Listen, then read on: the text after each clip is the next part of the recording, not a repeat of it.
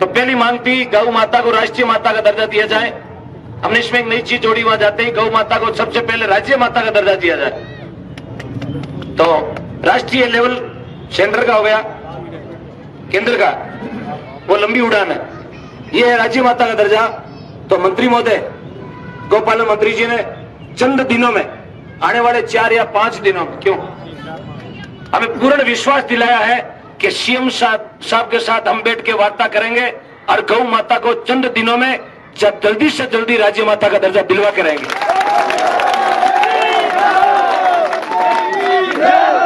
राजस्थान का एक हिस्से। एक मिनट, व्यक्तिगत नारे मत दीजिए। आप नारे लगाओ गौ माता के, व्यक्तिगत नारे मत लगाओ। मैं उसके काबिल नहीं हूं, अभी काबिल नहीं हूं, क्योंकि जब तक 12 मांगे नहीं मान लेगी सरकार, उसके बाद आप जो चाहे मुझे बढ़ा देना। गौ हत्यारों, गौ तस्करों को फांसी की सजा दी जाए, ये मांग अपनी दूसरे नंबर का पॉइंट था। तो डायरेक्टली एक मंत्री महोदय ये डिसीजन नहीं ले सकते, डायरेक्ट फांसी का डिसीजन। तो उन्होंने पूर्ण रूप से आश्वासन दिया है, ये आपकी बहुत कड़ी मांग है और होनी चाहिए। सीएम साहब और डीजी साहब के साथ मिलकर वार्ता करेंगे और इसका नया कानून राजस्थान में बनाएंगे। गौ तस्करों को, गौ हत्यारों को कठोर से कठोर सजा, आजीवन कारावास तक मिलनी चाहिए। ये भी यस कर दिया, ये भी यस हो गई अपनी। ये पूरा एक कमेटी बैठती है, सीएम साहब की, डीजी साहब की पूरा बैठता, खाली मंत्री एक चिट्ठी बनवाने करे। क्यों सर? तो उनके भी हाथ बंधे हुए हैं। तीसरी थी गौ माता की गोचर की जमीन कब्जा मुक्त हो जाए। गोचर की जमीन पर अभी थोड़े दिन पहले पट्टे जारी किए थे, अब गोचर की जमीन पर पट्टे नहीं बनेंगे। सरकार पट्टे नहीं देगी, बोल दिया स्पष्ट बोल दिया, पट्टे नहीं देगी, चाहे वो कितना भी पहुंचवाना, पट्टे नहीं मिलेंगे उसको। गोचर की जमीन गायों के लिए ही रहेगी, गायों की थी और गायों की ये भी अपनी बात वहां पहुंच गई है और जीत गौ माता के पक्ष में आएगी। गोचर भूमि पर कब्जा करने वाले भू माफियाओं पर गंभीर धाराओं से मुकदमा दर्ज कर जेल भेजा जाएगा। ये भी डीजी साहब से, सीएम साहब से वार्ता करके बोल दिया, यस उनको जेल होगी, कोई बचाने वाला नहीं है, कोई भी बचाने वाला नहीं है, चाहे उसकी पोस्ट कितनी भी ऊंची हो। 5वां पॉइंट, गौ माता पर अत्याचार करने वालों पर कठोर कार्रवाई। ये दूसरा और 5वां पॉइंट सेम है और दोनों का रिजल्ट एक ही है, दोनों का रिजल्ट एक ही, सजा का प्रावधान होगा, राजस्थान में होगा। जो गौ माता पर अत्याचार करता, तेजाब डाल देते, पोटाश भर देते, करंट के तार लगा देते, यदि पकड़ा गया सबूत सहित तो उसको कठोर से कठोर कार्रवाई सजा होगी, कभी भी जेल की सलाखों से बाहर नहीं आएगा।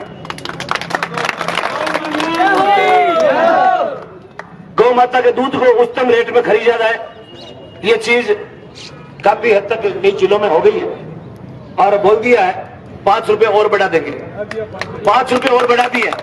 आपकी मांग के आधार पर गौ माता का दूध और 5 रुपए महंगा मिले, बिकेगा। समझ गए मेरी बात? ताकि दूध में रेट में बढ़ोतरी होगी तो गौ माता की कीमत अपने आप बढ़ जाएगी। इसमें 5 रुपए बढ़ गए। गौ माता को पालने वाले किसानों को 3000 प्रति महीना अनुदान दिया जाए। ये सिर्फ सीएम साहब ने अपनी वार्ता में बोला, यस जो गौ माता अपने घर में रखता है उसको 3000 का अनुदान मिलना चाहिए। ये 5 दिनों के बाद में डिसाइड होगा, ये पॉइंट अभी रिक्त छोड़ा गया। 5 दिन बाद में सीएम साहब के साथ एक और वार्ता होगी और ये पहला आंदोलन है जिसमें डायरेक्ट मुख्यमंत्री के लिए वार्ता के लिए हमें आमंत्रित किया गया। पहला आंदोलन है हिंदुस्तान का, यह में जीत आपकी हुई है। और प्रत्येक ग्राम पंचायत स्तर पर गौशाला के नाम जमीन अलॉट कर गौशाला, नंदीशाला का निर्माण किया जाए। यह भी बात सरकार ने मान ली है। हर पंचायत समिति मुख्यालय पर एक नंदीशाला, पंचायत समिति समझ गए, पंचायत समिति तहसील स्तर हेडक्वार्टर, एक नंदीशाला और हर ग्राम पंचायत, राजस्व गांव जिसका ग्राम पंचायत का नाम है, हर ग्राम पंचायत में एक गौशाला खुलेगी। नंदी बाबा रहेंगे पंचायत समिति स्तर पर और गौ माता रहेगी ग्राम पंचायत स्तर पर। ये भी हो गया, समझ गए? अब नंदी आपको रोड पर नजर नहीं आएंगे क्योंकि जो नंदी बाबा हो गए वो उसके लिए अलग गौशाला और अलग अनुदान का प्रावधान भी कर दिया। फोन तो ला रहा जी, प्रदेश की तमाम गौशालाओं को समय समय पर उचित अनुदान बढ़ा कर दिया जाए। अब इसको बढ़ा दिया है, 6 महीने से पहले अनुदान मिलता था 6 महीने का, और आपकी मेहनत रंग लाई, अब कर दिया 9 महीने का। 9 महीने का गौ माता को अनुदान मिलेगा 9 महीने का, समझ गए? ये आपकी जीत है, भगवे की जीत है। और मंदिरों की जमीन कब्जा मुक्त हो जाए। मंदिरों की जमीन, जो मंदिर की ओरण की परत की जो नाटे की अंगोर है, कोई माता जी का ओरण दबा हुआ, वो कब्जा मुक्त होगा। एक भी उम्र कोई मंदिर का दबा हुआ डोली के जो होते हैं ना गांव में डोली, ओरण माता जी का, वो कब्जा मुक्त होगी। ये सीएम साहब से वार्ता करके 5 दिन में इसका डिसीजन आ जाएगा। और गौ भक्तों और गौ रक्षों पर जो मुकदमे लगे हैं वो वापस लिए जाएंगे।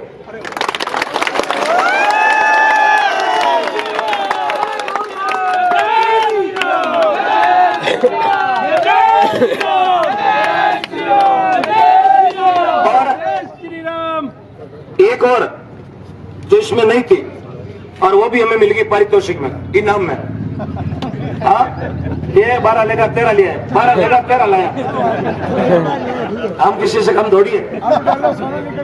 गोपालन विभाग में जो पंजीयन रजिस्टर्ड गौशाला है, उसमें 10 लाख रुपए निर्माण के लिए, 10 लाख रुपए।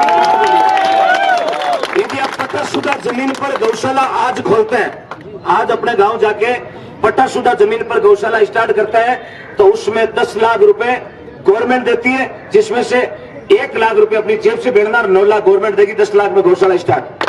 बहुत बढ़िया, बहुत बढ़िया।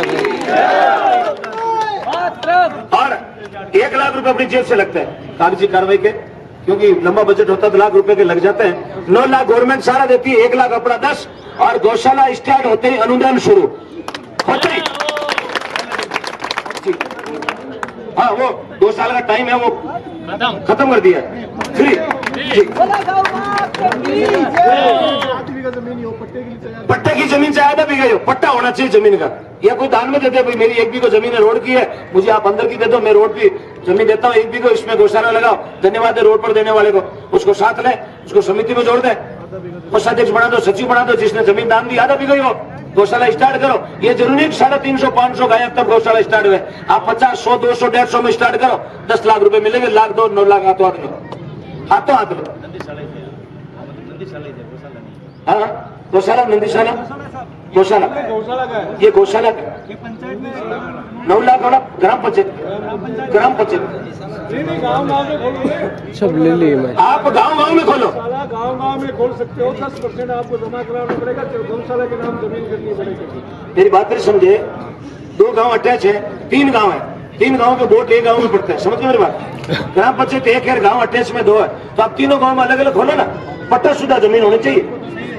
यदि लगता है कि वो 1800 गाय है और 3 गांव के साथ में 1800 गाय है, अब एक गांव 1800 गाय नहीं पाल सके, तो मैंने आप 600 डिवाइडेशन कर लो। तीनों गांव में 1 गौशाला लगा दो, आधा बीघा जमीन लिया, 600 गाय इधर, 600 इधर, 600 इधर, और ले लो 9 लाख रुपए, और गौशाला स्टार्ट, गौ सेवा होगी। और गौ माता एक तो 1800 एक साथ खावे, एक 600 खावे, और गौशाला भी अच्छी चलेगी, गौ माता स्वस्थ रहेगी। मेरा मानना जाता है ये 13 मांगे, जिसमें से 3 ड्यू रखी है, 3 रखी ना, हाँ 3, एक सीएम साहब की वार्ता और 2 डीजी साहब की वार्ता, 3 मांगे ड्यू रखी है। बाकी पर जीत गौ भक्तों की, गौ माता की हुई है।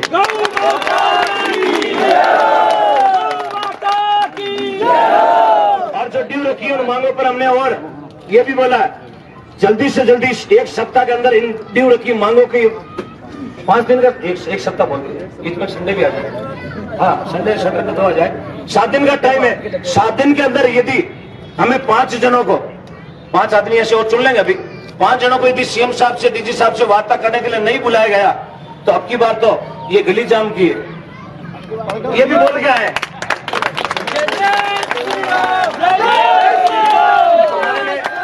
माननीय मंत्री महोदय ने बोला, अब आपको कहीं आंदोलन करने की जरूरत नहीं होगी, कहीं भी आपके भक्तों को रोड जाम करने की जरूरत नहीं पड़ेगी, तेल जलाने की जरूरत नहीं पड़ेगी।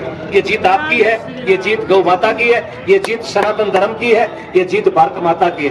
बोलो जय जय श्री राम, गौ माता की। और कोई डाउट है तो आप बताइएगा। साफ सुथरा काम है। आपने जो इस आंदोलन में कंधे से कंधा मिला के हमारा जो सपोर्ट किया है, मैं तो जीवन भर आपका आभारी रहूंगा।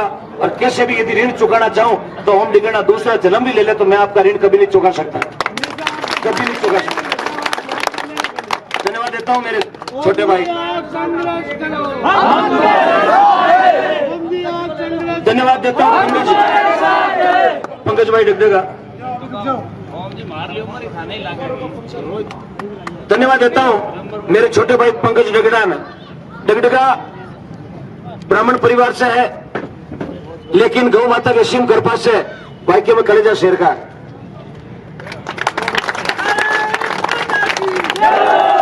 एक छोटा सा मिस कॉल देता और मैं समझ आता हूं कि कोई प्रॉब्लम है। आता हूं दोनों भाई फोन पे लाइव वीडियो कॉल पे अपनी प्रॉब्लम समस्या सोल्व करके उसका निवारण निकाल लेते हैं। धन्यवाद है।